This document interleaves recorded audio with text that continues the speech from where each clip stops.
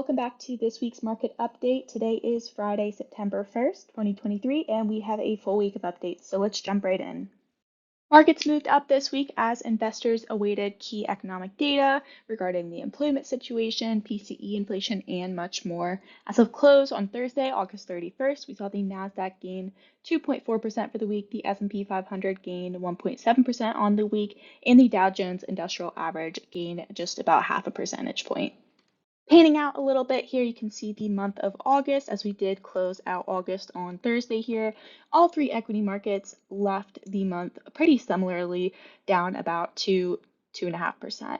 So we saw the S&P 500 down about 1.8% there, the Nasdaq Composite down about 2.2%, and the Dow Jones Industrial Average down about 2.4% on the month. So historically, August is one of the more difficult months for equity markets, with the average monthly gain over the last 10 years being just a slight 0.1% gain in August. So August historically is a weak month, and we did see that come through, even though we have rallied in the end of the month to where we are now.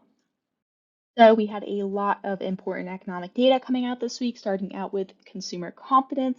This was a big drop this week as the August Consumer Confidence Index pulled back to 106.1, down nearly 7% from July. So interestingly, in this survey, consumers with incomes under 50 grand per year, along with consumers with household incomes over 100 grand per year, reported the largest drop in confidence, while those with household incomes between 50K to 100K reported steady confidence in August. So this is just really interesting that the lower income individuals reported lower confidence in the economy, and so did upper income individuals. Very interesting trend, and middle income individuals kind of reported no change. I think one of the causes behind these lower optimism in consumers stems from employment conditions. So fewer individuals are reporting jobs as plentiful, and an increased number of individuals are reporting that jobs are harder to get. So this kind of again impacts on the lower end of the scale, maybe those lower end service workers, hospitality workers that earn less than $50,000 per year,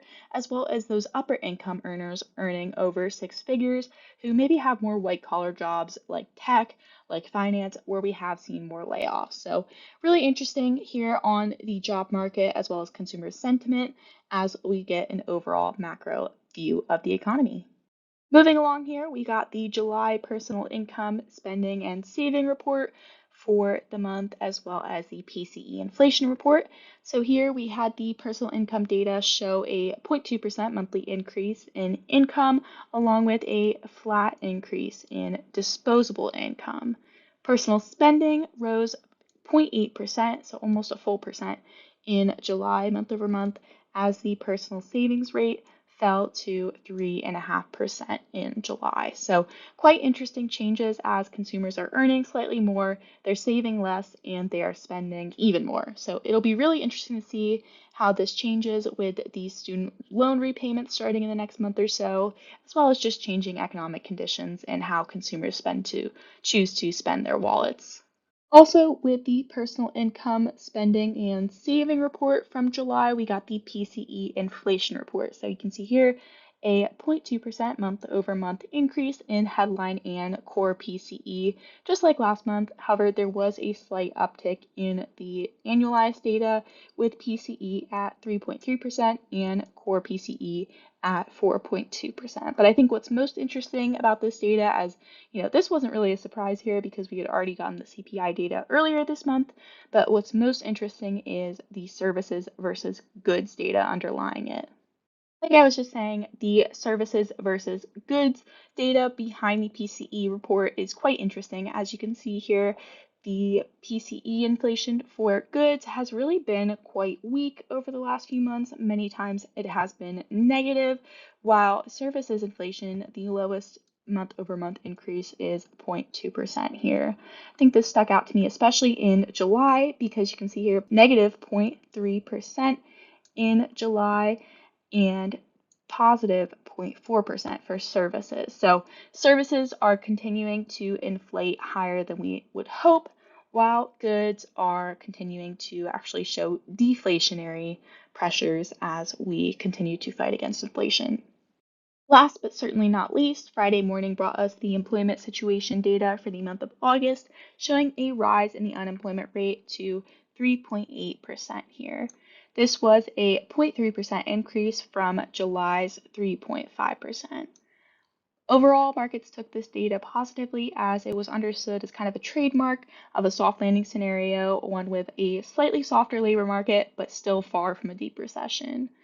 Additionally, we got the non-farm payroll in August coming in a bit lighter than expected at 187,000 jobs here. So was lighter than expected, a slight uptick from the two prior months, but overall is a low number for the trend that we've been in coming off of the pandemic.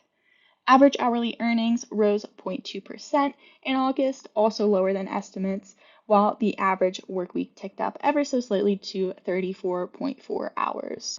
Overall, from this labor market data, I think this slowdown in the labor market appears largely benign. However, we will continue to monitor the data closely for any shifts.